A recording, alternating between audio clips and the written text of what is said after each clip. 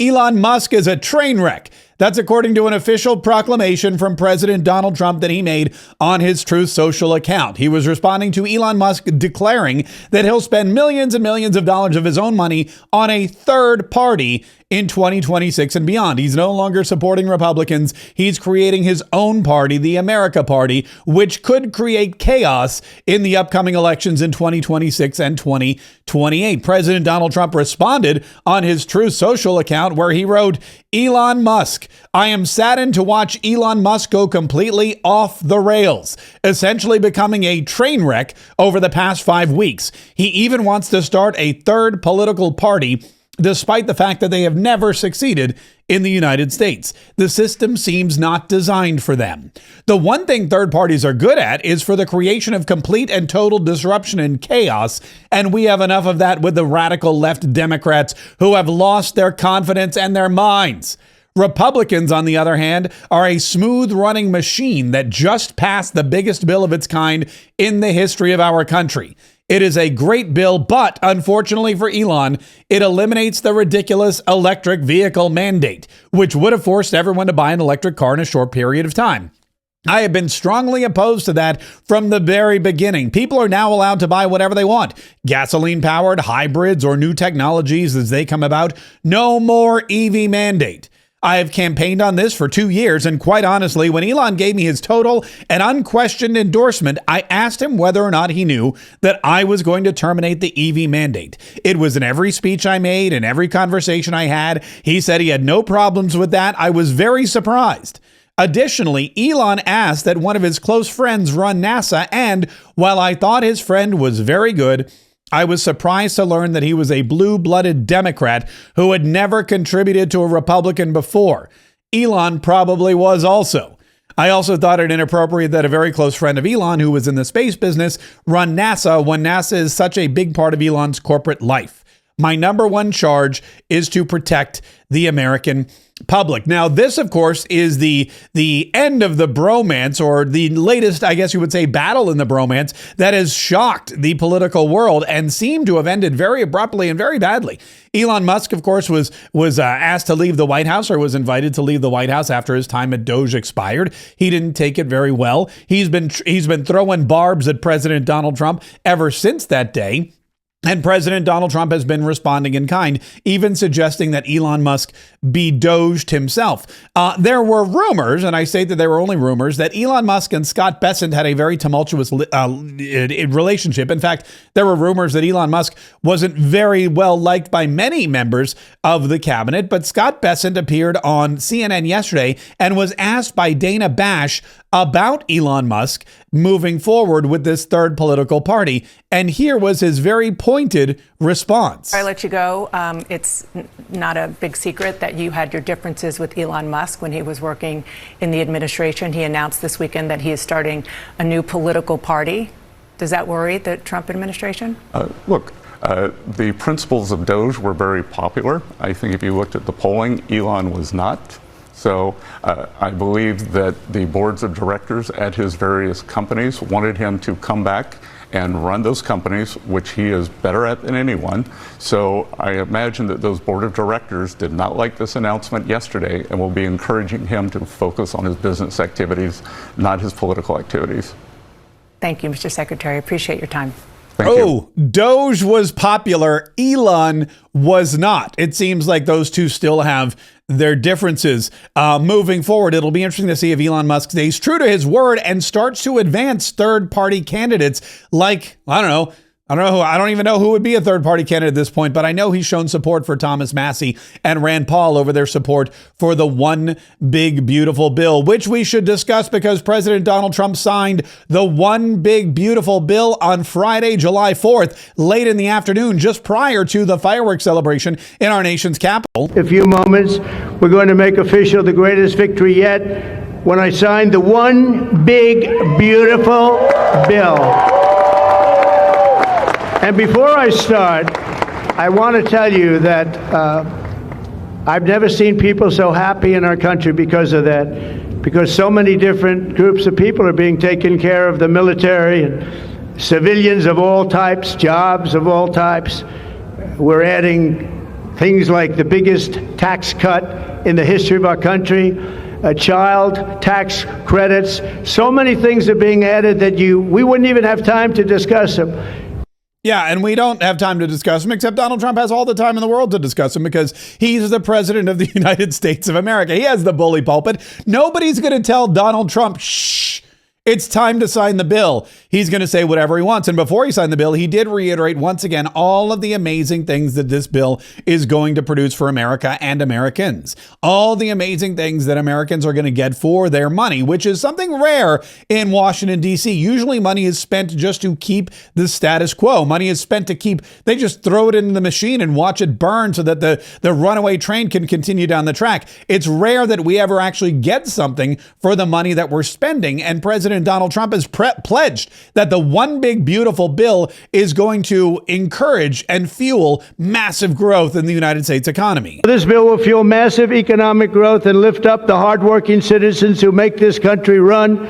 The factory workers, farmers, mechanics, waiters, waitresses, police officers, firefighters, coal miners. Coal is back. Beautiful. I said you can't use the word coal unless you precede it by saying clean, beautiful coal. China's right now building 68 coal generating plants, and we're putting up wind. It doesn't work, I will tell you. Aside from ruining our fields and our valleys and killing all the birds and being very weak and very expensive, all made in China. I noticed something, that with all of the windmills that China sends us, where we waste our money because it's the most expensive energy, I see that, they make about 95% of them, the wind turbines. I have never seen a wind farm in China. Why is that? Somebody check that out. Tom Emmer, would you please check that out? But all the coal miners we love and the truck drivers, in this act, we have officially made the Trump tax cuts permanent. That's the largest tax cut in the history of our country, added to substantial other cuts, which is you're going to see like a rocket ship. We're setting all sorts of economic records right now, and that's before this kicks in. After this kicks in, our country is going to be a rocket ship economically. And a rocket ship economically, which ironically, again, is what Elon Musk produces for the United States of America with a lot of those subsidies that he's probably going to lose. But Donald Trump said, look, this is it. We are going to go to the moon and beyond with the economy. We're going to have so much development. We're going to cut out wasteful, fraudulent government programs. We're going to get rid of that stupid green new energy. We're going to get rid of all those stupid windmills. And we are going to make sure that we make this country great again. We're spending our money on things that are necessary and that are productive to our economy.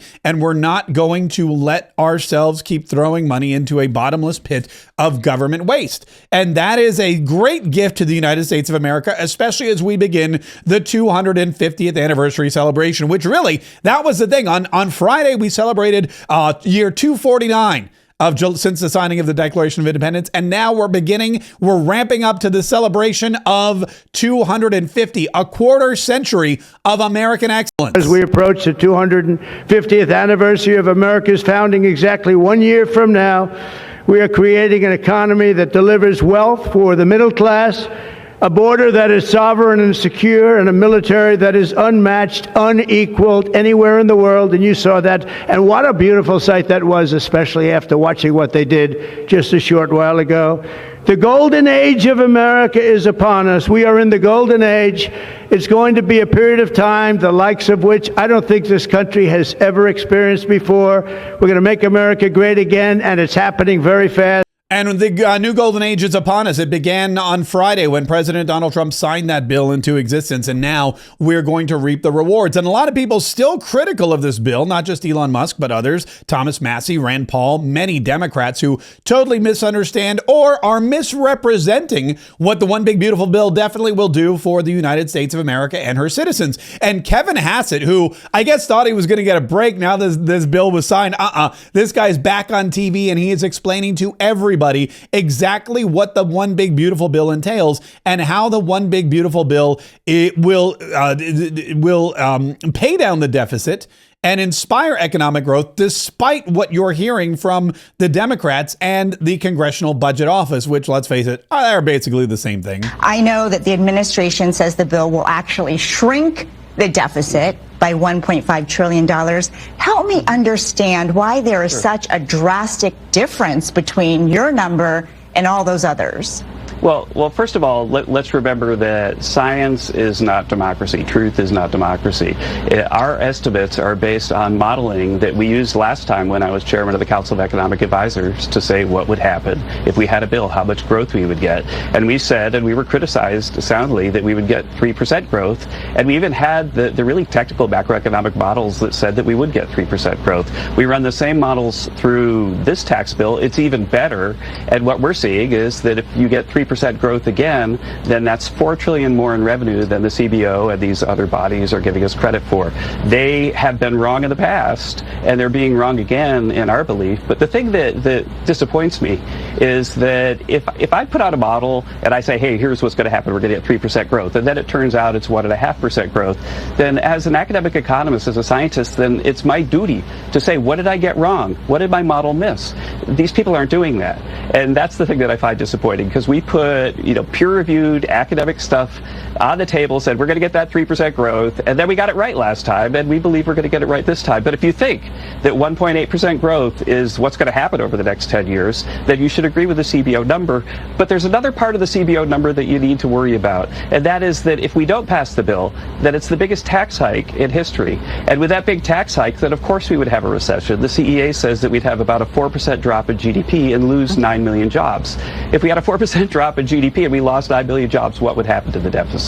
And so I don't think that the CBO has a very strong record. I don't think that these places have a very strong record. And what they need to do is get back to the basics of looking at macroeconomic models. There's a really famous macroeconomist at Harvard named Jim Stock. They should go back and read everything Jim Stock has written for the last 15 years and fold those into their models, and then maybe we could talk. Now maybe once the CBO understands what the heck they're talking about, then maybe we'll have a conversation, is what Kevin Hassett is saying. But the One Big Beautiful Bill passed, and the promise, according to President Donald Trump's past and his present and his future, is that we will have 3% economic growth, which will give us $4 trillion in revenue, which would not only pay for everything in the One Big Beautiful Bill, but also pay down the deficit. And that is the goal moving forward. In fact, the goal is even greater than 3% economic increase over the past 4 years. And that is why the One Big Beautiful Bill is so important. The One Big Beautiful Bill also helps curb immigration with the stronger border controls, more border agents, more bonuses for border agents, building the wall, maintaining the wall, and of course, deporting the illegals who have already crossed over here, illegally. And Scott Bessent, the Treasury Secretary, was talking about how illegal immigration isn't just a criminal activity or a criminal concern for the United States of America, but it's also an economic concern. And this shows again how President Donald Trump's administration, unlike any administration I've witnessed in my lifetime, works together. Every single department works together. Homeland Security works with the Treasury, works with Commerce, works with Energy. They work with the Department of Defense. The Department of Defense works with the Department of State. All of them working in tandem. Agriculture, the Brooke Rollins, the Agriculture Secretary, she's in every meeting. She's at every budget meeting. She's everywhere because everything we do economically and from a border standpoint directly affects America's agrarian society. This is not individual outposts working one-on-one. This is a group of people using all the assets of the United States government to benefit all Americans, and it's beautiful to see. And you can see it when Scott Bessent talks about how what happens with the American economy is a direct result of our immigration reform and enforcement. What we saw was this mass unfettered immigration across the border, whether it's 12 or 22 million people who came in, suppressed working people's wages. And for 20 years, the big lie was that this kind of immigration didn't hurt working people. Now, economists have come out and said, oh, what a surprise. Even the laws of supply and demand work in the low-end labor market. So I talk about in that editorial what I call parallel prosperity, that For years, Wall Street has done well. Now it's time for Main Street to do well, and they can both do well. And that's the one big, beautiful bill. That's the beauty of this. It helps Wall Street and Main Street. There is something called parallel prosperity. It's a great term, and it is true, and it is something that we've never tried, because the Democrat Party needs to have people think that the rich people are the enemy. And if parallel prosperity exists, if everybody is prospering at the same time, Wall Street and Main Street, then there is no enemy. There's no common enemy that the Democrats can rally the troops around. And despite the fact that many people in the Democrat Party are the wealthiest people in America, also the world, now that Elon Musk is no longer a Republican.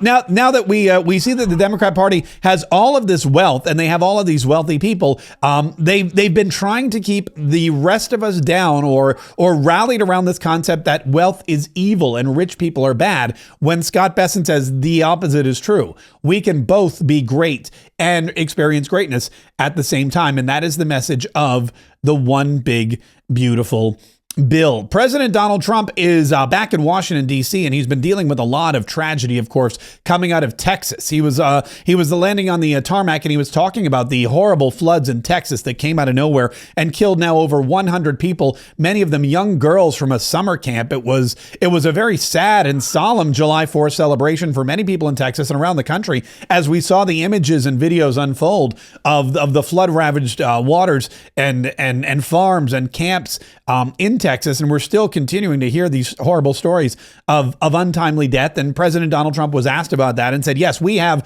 the full weight of the United States government going to Texas to help with the aid and the recovery and the relief efforts. Oh,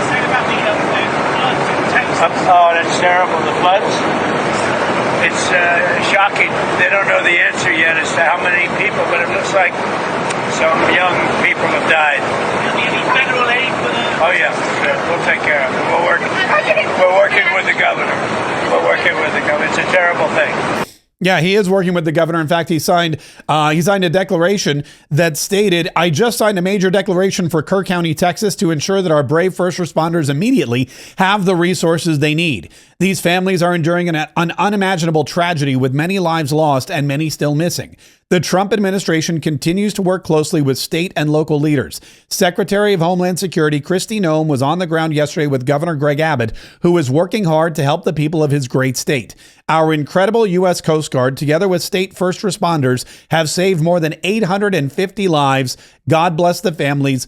And God bless Texas." And President Donald Trump reiterated that he is in touch with Governor Greg Abbott, and he will be doing everything that needs to be done to make sure that the people in Texas are as safe and as possible. Thank you very much. We've been in touch with Governor Abbott and very close to Governor Abbott and everybody in Texas. Kristi Noem has, as you know, been there and will continue to be there. And we're working very close with representatives from Texas, and it's a horrible thing that took place. Absolutely horrible. So we say God bless all of the people that have gone through so much, and God bless the state of Texas. It's an incredible place. Yeah, and it is something that President Donald Trump holds near and dear to his heart. He is planning a trip to Texas as well, but of course he's giving them the appropriate amount of time to finish the recovery efforts and not get in the way when he shows up. Planning to visit Texas, Mr. President? Probably on Friday. We wanted to leave a little time. I would have done it today, but we'd just be in their way. Probably Friday. Yeah, Friday, look for a trip for President Donald Trump to Texas, and we will be following that. In the meantime, President Donald Trump will be entertaining Benjamin Netanyahu, the Prime Minister of Israel, today at the White House. And he was asked about the, what's on the menu of topics that you're going to be discussing? Are you going to be discussing Gaza? Are you going to be discussing Iran? What is it that you need to discuss with Benjamin Netanyahu that's bringing him all the way over here today? What's your message going to be to Netanyahu tomorrow? But we're working on a lot of things with Israel, and one of the things is probably a permanent deal with Iran. In other words, they have to give up all of the things that you know so well. The attack turned out, according to every single Atomic Energy Commission, that was a complete and total obliteration. And we had the pilots, as you know, at the White House on Friday. They were incredible. and they confirmed that. They know better than anybody, by the way, but they confirmed that every bomb hit its mark perfectly, and they would have to start all over again at a different location. This one was, the word I used was the correct word: obliteration. What will your message be on Gaza to Netanyahu? I think we're close to a deal on Gaza. And we will see today. We'll see what happens today when Benjamin Netanyahu comes to the White House. We will cover that, of course, for you as it happens. There's another breaking news story that happened last night with the release of a DOJ memo regarding the Epstein files. The U.S. Department of Justice and the FBI released a joint statement saying, as part of our commitment to transparency, the Department of Justice and the Federal Bureau of Investigation have concluded an exhaustive review of investigative holdings relating to Jeffrey Epstein. To ensure that the review was thorough, the FBI conducted digital searches of its databases, hard drives, and network drives, as well as physical searches of squad areas, locked cabinets, desks, closets, and other areas where responsive material may have been stored. These searches uncovered a significant amount of material, including more than 300 gigabytes of data.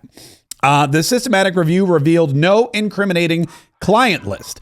There was also no credible evidence found that Epstein blackmailed prominent individuals as part of his actions. We did not uncover evidence that could predicate an investigation against uncharged third party. So, much to the chagrin of many MAGA supporters, the DOJ and the FBI releasing a statement saying that Epstein did not have a client list, nor did he blackmail anyone in a position of prominence. That is a breaking story, a news story coming directly from Donald Trump's Department of Justice and Federal Bureau of Investigation that we will be covering later today in our second daily podcast called Mark Kaye Saves the Republic. It's every single day at 1 o'clock p.m. Eastern Time. We go live on all of our streaming platforms. We go live on Facebook and X and Rumble and YouTube. If you follow us, that's great. Join us at 1 o'clock for a live edition of Mark Kaye Saves the Republic. If you'd rather, you can listen on any of your favorite podcasting platforms, including iTunes, Spotify, iHeartRadio, Spreaker, all of them and more.